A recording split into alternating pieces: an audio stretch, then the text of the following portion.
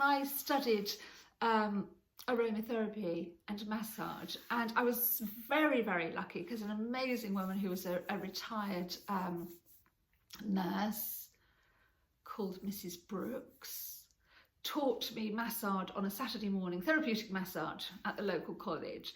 And she also taught us Reiki, and she was like, you don't really need to go on a Reiki course. I went all the way to Japan to do this, but actually, and she was just spreading this information about energy healing. And so effleurage of the body is at skin level. And she would just say, rise, you bring your hands up just an inch. And now feel, and does it feel different? And again, that's not Reiki, by the way, but she would also have us moving and dancing and moving our hips as we massage so that we didn't take on anyone's illness into our body. But during those years, I became more and more sensitive. So often, if I had a pre-sensitivity or precondition in my DNA, I would be picking up people's illnesses and aches and pains. But a rather amazing thing happened. Oh, and there's a tip that I was told by Fred Steele, who was an acupuncturist in Bedford, absolutely wonderful guy.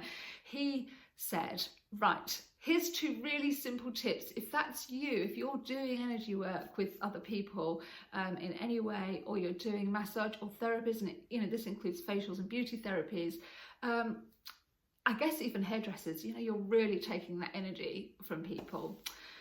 Run your wrists under cold water in between every client.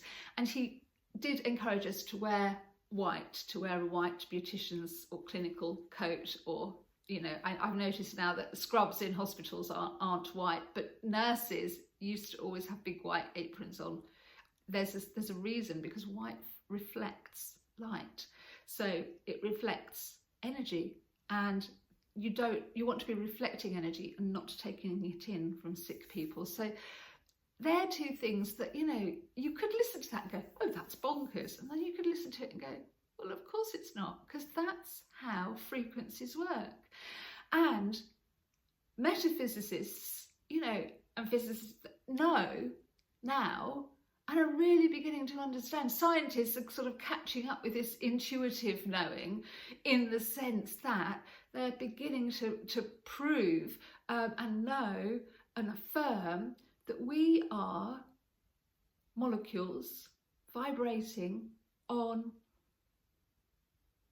a frequency, a range of frequencies, and our range of frequencies, because we're quite solid, but we're not as solid as that wooden table, which is denser, and the molecules are moving slower and more dense. So everything on Earth is just molecules vibrating in a range of Earth frequencies.